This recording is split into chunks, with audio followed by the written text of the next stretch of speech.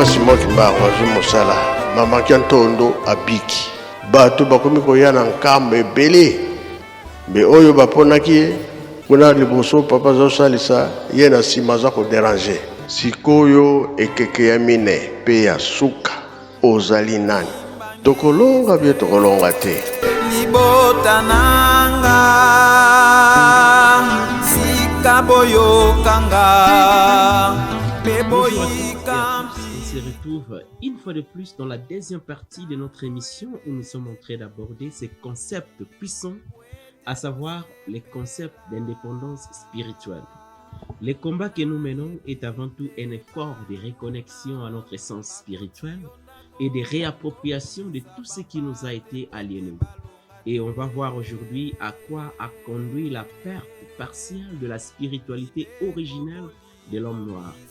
Comme vous le savez, depuis des siècles, la communauté noire a été confrontée à des défis et des bouleversements qui ont affecté non seulement son existence matérielle, mais aussi son essence spirituelle. L'esclavage, la colonisation et les systèmes d'oppression ont non seulement déraciné des millions d'êtres humains de leur terre natale, mais ils ont aussi engendré une rupture profonde avec leurs traditions spirituelles ancestrales. Cette perte partielle de la spiritualité originelle de l'homme noir a eu des répercussions dévastatrices sur l'identité collective et individuelle.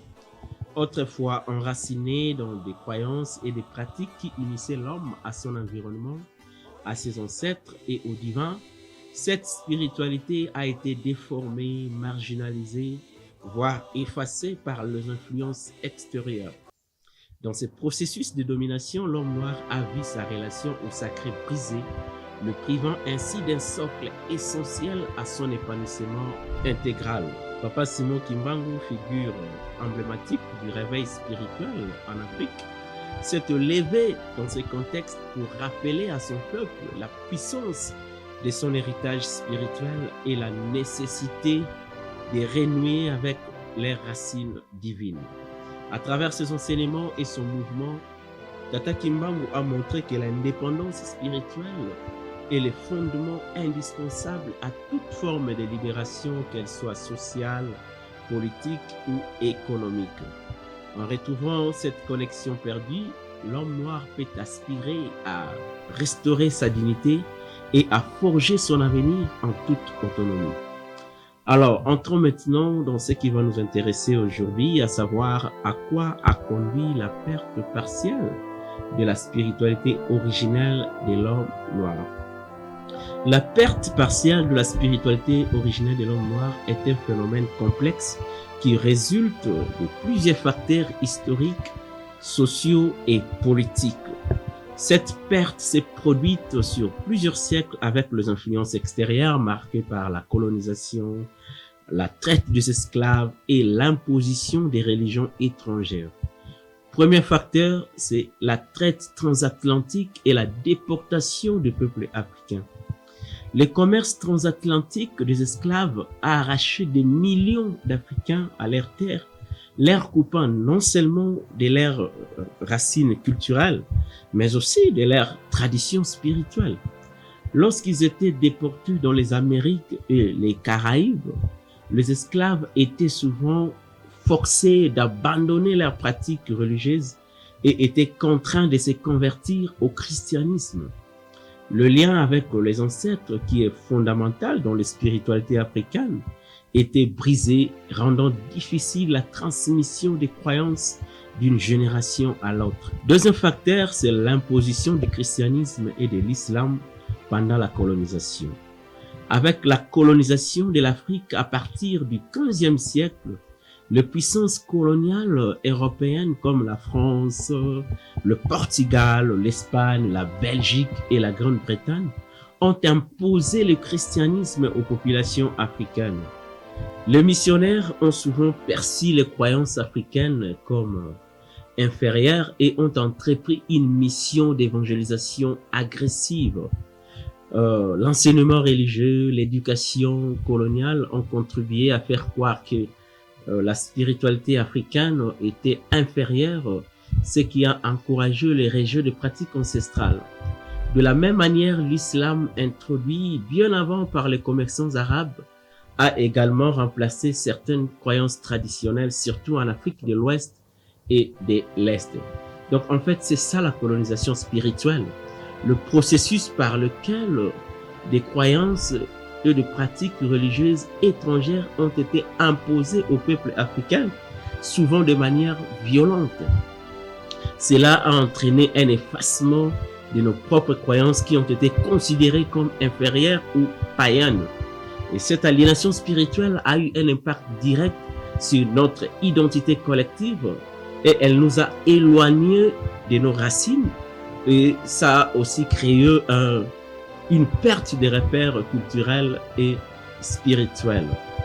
Troisième facteur, c'est l'européanisation des modes de vie et de pensée. La colonisation n'était pas seulement religieuse, mais aussi culturelle. Les institutions coloniales ont imposé des systèmes de pensée européens marqués par le matérialisme, le rationalisme et la sécularisation. L'éducation coloniale a inculqué des valeurs occidentales qui dévalorisaient des croyances spirituelles traditionnelles. Il y a aussi la destruction des structures sociales et politiques traditionnelles. Les sociétés africaines avant la colonisation étaient souvent organisées autour des structures sociales où la spiritualité jouait un rôle central. Le roi ou les chefs, en tant que figures politiques, étaient aussi les garants spirituels de son peuple. Mais avec la colonisation, ces structures traditionnelles ont été démantelées et les nouveaux dirigeants installés par les colonisateurs n'avaient souvent aucun lien avec les pratiques spirituelles ancestrales. Cela a contribué à l'effritement des systèmes spirituels qui étaient autrefois intimement liés aux structures politiques et sociales. Donc, la colonisation ne concernait pas seulement les corps, les territoires et les ressources, mais aussi les esprits. La colonisation n'a pas seulement asservi les esprits, et plutôt les corps, comme j'ai dit, elle a également asservi les esprits. Les colonisateurs ont imposé des systèmes de croyances étrangers pour légitimer leur domination politique. En Afrique, les religions traditionnelles ont été marginalisées et les systèmes spirituels importés ont été utilisés pour contrôler les populations. Donc cela montre que l'émancipation de la communauté noire doit passer aussi par une réconciliation entre spiritualité et politique.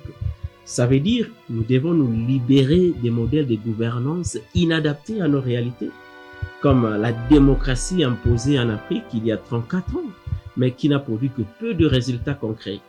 Alors que nos valeurs spirituelles peuvent servir de fondement pour concevoir le système politique authentique en harmonie avec nos besoins et notre identité.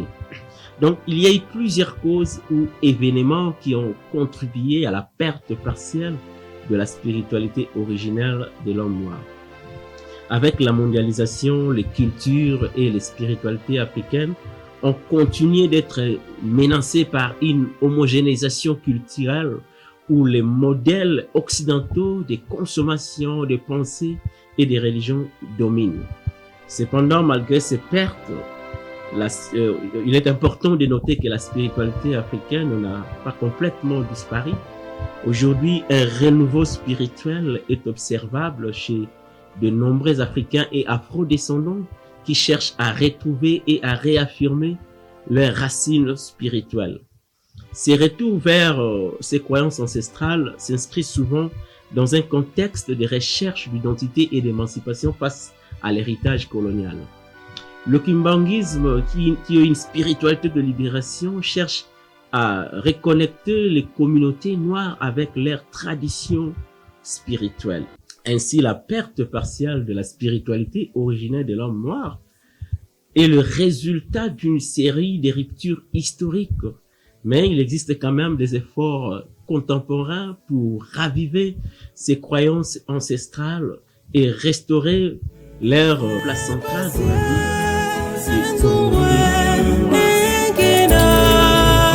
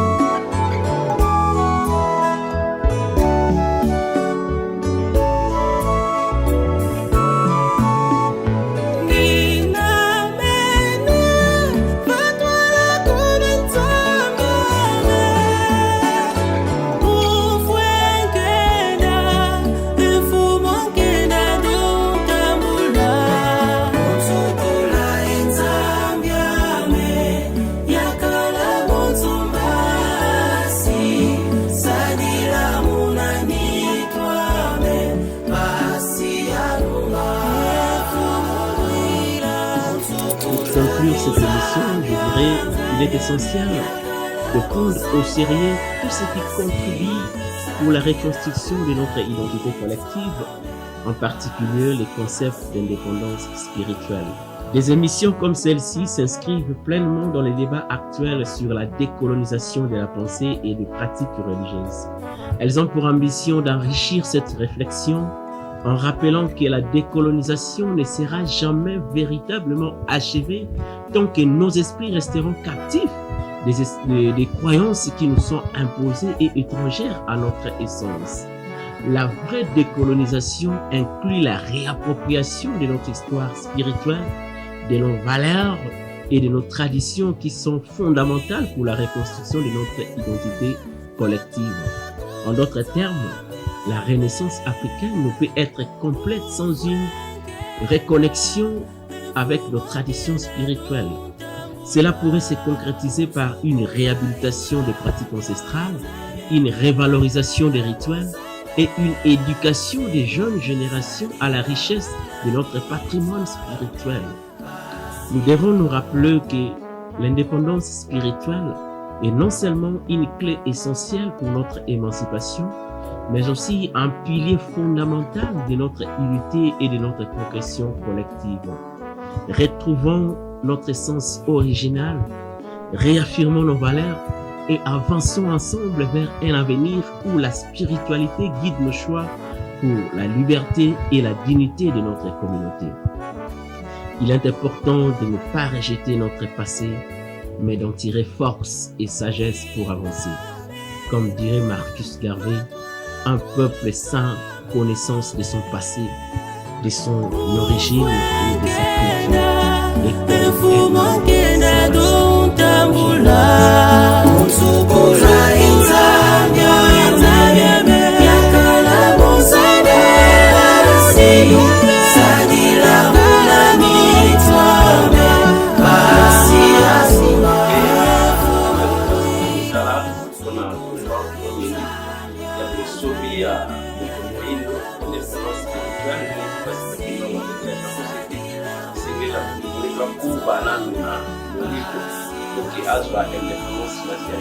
Voilà, donc, c'est un combat que nous menons, un combat pour la reconnexion spirituelle et la réappropriation de tout ce qui nous a été acquis.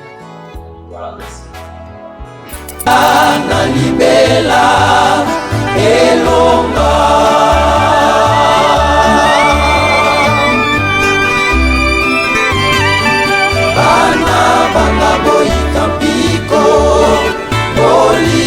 Mibeko misala omitungisa na binote mizali nanga na motema elonga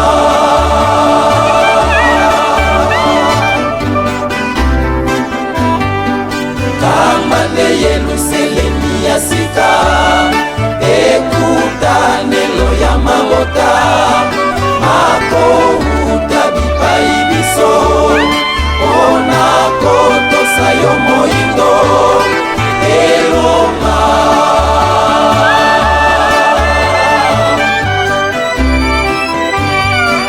kamba nde yeluselemi ya sika ekutanelo ya mabota makouta bipai biso ona kotosa yo moindo elonga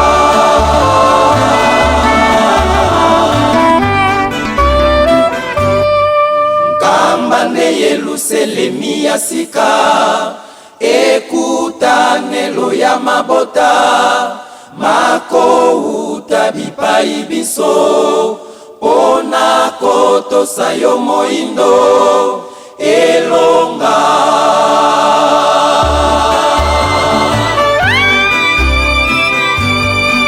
kamba nde yeluselemi ya sika ekutanelo ya mabota makouta bipai biso pona kotosa yo moindo elonga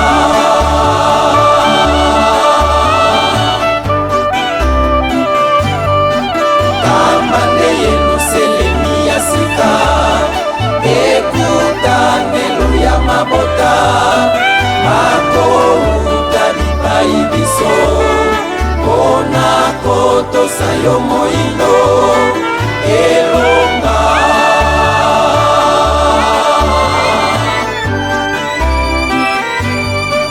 Kamba nde Yelusalemi ya sika ekutanelo ya mabota makouta bipai biso mpona kotosa yo moyindo